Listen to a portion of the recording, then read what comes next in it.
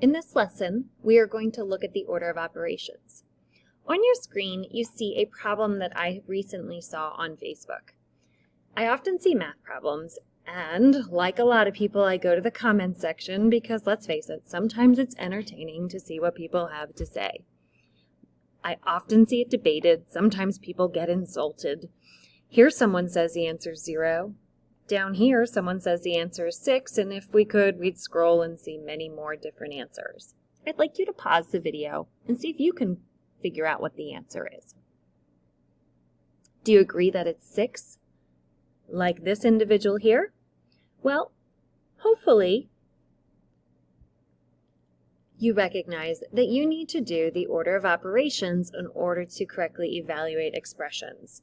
So P stands for parentheses, and technically that's any grouping symbol. So it could be parentheses, sometimes you'll see brackets, or even braces.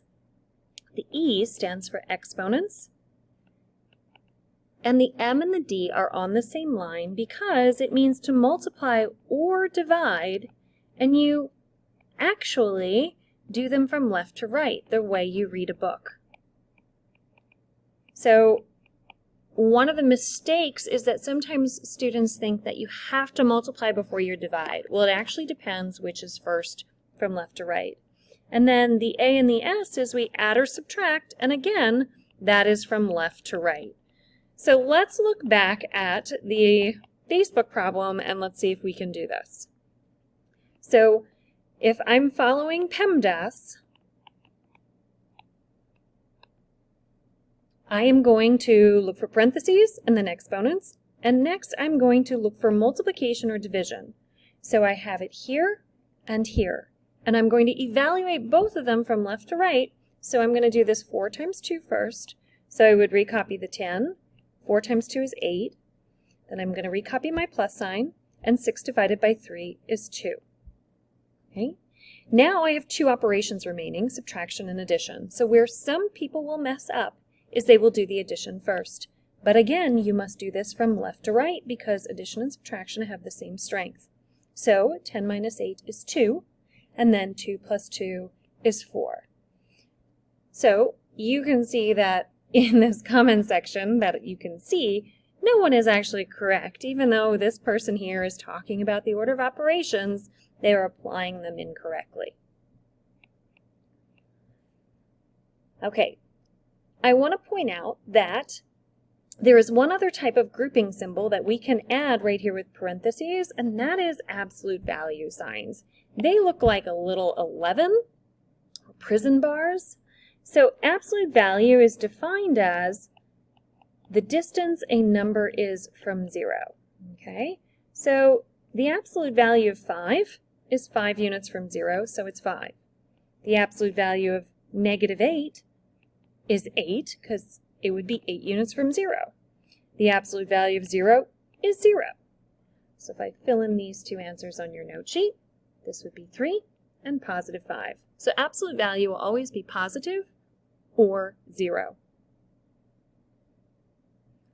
Okay, we're going to start evaluating some expressions, and I would like you to use your calculators as you do this. So this would be -3 to the 4th power plus 2.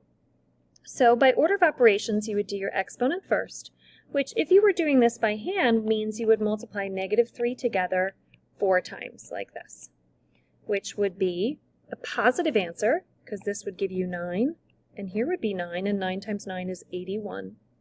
Then I would have plus 2 is 83. I'm going to show you on your calculator how to do that over here. If you don't have a calculator, pause the video and get one now that matches mine. Okay, so you can type this in exactly as you see it. These calculators are awesome. Make sure the negative button is down here, 3. Close your parentheses. This is called a caret. You're going to raise that to the 4th power. Use my arrow to bring the cursor back down, plus 2, and the calculator does all the thinking for you. It's rather awesome. Okay, number 2.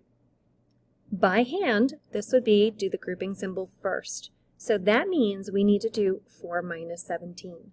So I'm going to recopy the absolute value signs, and 4 minus 17 would be -13. Well, now the absolute value of negative 13 would be positive 13, but I got to bring this negative sign that was out front, bring it down, so this would be negative 13. Now let me show you how to do this on your calculator. Here is a tip right here. You access the absolute value symbols by hitting F2, which is right there in green. So you're going to hit alpha, window, and it's option 1. Brings up the absolute value symbols, and I just realized I should put my negative first. So negative, and then alpha, window, choose that first option, type in 4 minus 17. It looks exactly like it is on your paper. You hit enter, and look at that. The calculator does all the work. These calculators are amazing. Not that I'm encouraging you to stop using your brain to think the problems through, but they're an awesome way to check things. Okay, I want to show you how you do fractions on your calculator, but as a reminder, dividing by a fraction is the same as multiplying by the reciprocal. So this would be 3/4. What do? You change it to multiplication and you flip the second fraction to its reciprocal. You can then multiply straight across, which would be 30 over 36, and then reduce. I do believe that 2 goes into both of these, so this would be 15 over 18, and actually that reduces further because 3 goes into both of those, 5 over 6. So I do believe it's 5/6. And there's some other shortcuts for simplifying that as you go, but that's just one way to do it. Now let me show you on your calculator. Calculator, again, will do everything. So over here I'm saying there are 2 ways to put your fractions in. The first way is with parentheses. 3 divided by 4. Close your parentheses, hit the division, put your second fraction in, 9 divided by 10. And then I hit enter. The problem is it gives you your answer in decimal format. Easy way, which you learned in your scavenger hunt, is to hit Math, enter, enter. And it changes it back to 5/6. Some of you will like the second way better. Hit alpha, y equals. Okay, alpha y equals brings up these fraction shortcuts. So numerator over denominator.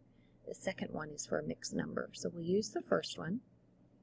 And you're just going to use 3, arrow down to 4, arrow over, now put your division, and I'm going to put a second fraction in, so alpha y equals, first option, 9 over 10. Once you get in the habit of using these calculators, these keystrokes will be so easy for you, just like it is to use a cell phone. Okay, on to number 4. 5 to the third plus 1 over 6 divided by 3. So this is just like well, it's a fraction, and we can simplify the top first and the bottom separately. So 5 to the third would be 5 times 5 times 5, or 125, plus 1 over 6 divided by 3 would be 2. This would then be 126 on the top, over 2, and then if I cut 126 in half, that would equal 63. Now again, your calculator will do this all for you. You can put this in. I'm going to put the fraction button first, so alpha y equals, and I'm going to type 5 to the third up top, so 5 caret 3, arrow over, plus 1. Then I arrow down, and I'm going to type 6 divided by 3. Notice it uses a slash for division, not that elementary school symbol. Hit enter, and look, we got the correct answer. Okay, I'm going to do one more, probably one more on the back, just to show you these are some much more complicated expressions. Again, you could do this by hand, but I want you to practice just using this calculator. That's one of our goals. Let's get a lot better at using it. So, as you read from left to right, this would be -8 minus -27. So minus is different than the negative on this calculator. 27 divided by, the absolute value signs are in the second one, so alpha, window, produces absolute value, and here we'll do -5 minus -8, minus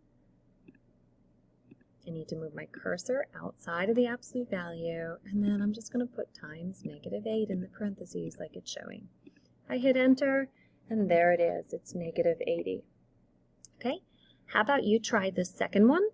As you do the second one, and I know some of you don't like this clutter, you can hit clear if you want. If you would want to see what you previously typed, you arrow up, and if you hit enter, it kind of like recopies it. That's good to know in case you make a mistake, right? So you don't have to type everything. You can just move your cursor on top of it and type. If you needed to insert a character, right here is the insert button. So let's say I wanted to delete, I accidentally delete that negative and I need to get it back. If I insert, I do second delete to insert, and now I can put that negative back in.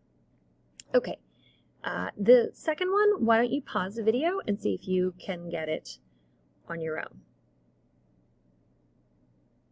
I would begin this one by hitting alpha y equals for the fraction. In the top, you're going to need your absolute value symbol, so that's alpha window, second one. And you do -52 plus 1. Arrow over. Oops. I'm going to put in parentheses -1 plus 4 to the second. Here's the shortcut for just the second. Arrow down, -84 divided by 7 plus 5. Again, these are Get More Math problems. You get 5 as your answer. All right, you're on your own for 7. Does your answer match mine? So please reach out if you have any questions and continue to practice using this graphing calculator. It will definitely help you very much in this course.